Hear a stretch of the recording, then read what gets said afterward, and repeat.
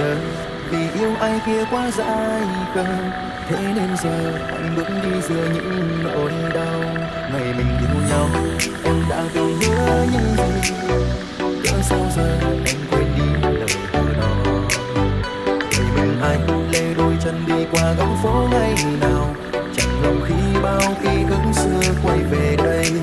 Đã có bao giờ trong tim em tồn tại anh chưa? Vậy cớ sao người vội vàng trao anh niềm tin, để trái tim này đang từng ngày yêu em như thế. Đến phút sau cuối em lại nói ra lời chia tay. Tình yêu bây giờ sao mong manh thừa làn mây bay. Ngọn gió vô tình sẽ đem mây đến vùng trời khác, để núi ở lại dõi theo mây và rồi ôm đau. Anh là núi ấy còn em như áng mây vô tình.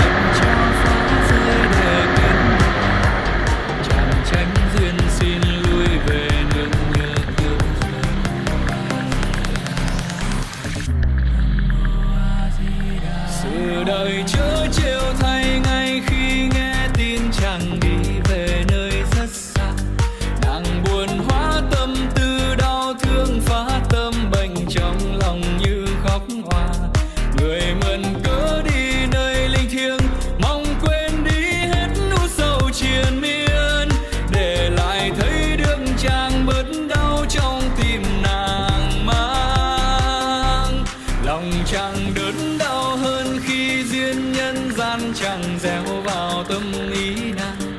Một người xuất gia sao yêu thương huống chi nàng lại là công chúa vàng. Tuyệt tình tránh yêu thương nhân gian, chẳng gieo thân sáng trong biển lửa chan, để lại mối nhân duyên đắng cay lưu truyền trần